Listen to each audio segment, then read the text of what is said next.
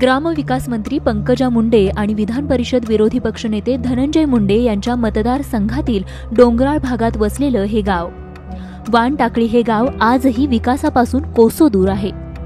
या गावाला जायला आजही पक्का रस्ता नाहीये। गावातल्या प्राथमिक शाळेची तर ही अशी दुरावस्था झालीये। शाळेची इमारत मोडखळीला आल्यानं चक्क गावातल्या देवळातच शाळा भरवावी लागते। पाठपुरावा गट शिक्षणाधिकारी जिल्हा शिक्षणाधिकारी यांच्याकडे वारंवार केलेला आहे, परंतु याची दखल घेतलेली नाही। शाळेच्या एवढ्या अडचण येतात, डबल 4-4 पत्र टाकून तिकडे शाळा गळात येतात, मुलांना बसायला तिथे सोय नाही। आम्ही मास्तर आमच्या नावानं आरडते आणि वेळेवर जातात, हे करतात तुमच्याकडे समजा आम्हाला काहीतरी द्या, काहीतरी करा, तरी कुणी आमच्याकडे लक्ष देत नाही, काही नाही। गावाला पक्का रस्ता नसल्यानं गावाचा विकास खुंटला।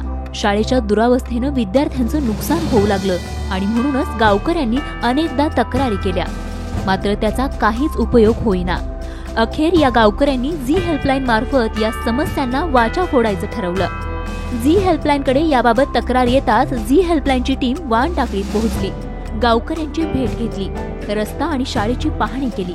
गावातल्या शाळेची ही इमारत 1955 साली बांधण्यात आली। त्यावेळी शाळेला केवळ 3 खोल्या होत्या। सध्या शाळेची पटसंख्या 150 वर गेली आहे, मात्र शाळेची एकही खोली वाढलेली नाही। त्यामुळे नाईलाजानं विद्यार्थ्यांना हनुमान मंदिरातच शिक्षण घ्यावं लागतंय। मंदिरात वर्ग भरत असल्यामुळे विद्यार्थ्यांच्या अभ्यासात अनेक अडचणी येतात। या मंदिरात दर्शनासाठी येणारे भाविक, वाहनांचा आवाज यामुळे अभ्यासात व्यत्यय निर्माण होतो असं विद्यार्थी सांगतात।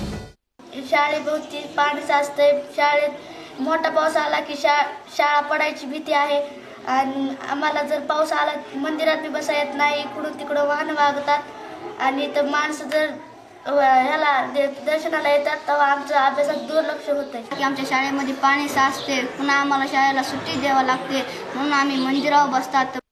शाळेला खोल्या मिळाव्यात म्हणून महाराष्ट्र राज्य शिक्षण परिषदेने देखील पाठपुरावा केला, मात्र तरी देखील निराशाच पदरी पडली असल्याची प्रतिक्रिया शिक्षकांनी दिली आहे। वेळोवेळी आम्ही पाठपुरावा करून सुद्धा या शाळेच्या इमारती बाबतीत कुठलंही यश येत नाही। वरिष्ठ कार्यालय असेल, तालुक्याचं कार्यालय असेल, मंत्री महोदय असतील या भागातील किंवा विरोधी पक्षनेते असतील यांच्याशी सुद्धा सतत पाठपुरावा केलेला आहे, परंतु अद्यापही कुठलं यश आलेलं नाही। विद्यार्थ्यांच्या समस्या जाणून घेतल्यानंतर झी हेल्पलाईनच्या टीमनं गावच्या सरपंचांना गाठलं। या शाळेला 1 एकर जागा उपलब्ध करून दिलीये, मात्र फंड नसल्यानं शाळेच्या बांधकामाला खोडा लागल्याचं ते म्हणाले। बाजूलाच गायरान 1 एकर जागा देण्याचं आम्ही ठरवलेलं आहे। शासनानं जर आता मंजुरी दिली आम्हाला वर्ग खोल्यांसाठी, तर आम्ही 1 एकरची जागेची व्यवस्था गावकरी करण्यास तयार आहोत। या गावाची लोकसंख्या अदमासे 1,500 वर आहे। शेजारच्या तांडा आणि दौनापूर या गावातूनही विद्यार्थी या शाळेत येतात, मात्र वर्गात बसायला जागाच नसल्यानं या विद्यार्थ्यांचं मोठं शैक्षणिक नुकसान होतंय। त्यामुळे लवकरात लवकर या शाळेकडे लक्ष देणं गरजेचं आहे आणि जोपर्यंत या शाळेचा आणि गावच्या रस्त्याचा प्रश्न सुटणार नाही तोपर्यंत झी हेल्पलाईन याचा पाठपुरावा करतच राहील, कारण सवाल विद्यार्थ्यांच्या मूलभूत हक्काचा आहे। लक्ष्मीकांत रुईकरसह bureau report, Zee media, Beed. Zee 24 तास रहा एक पाऊल पुढे।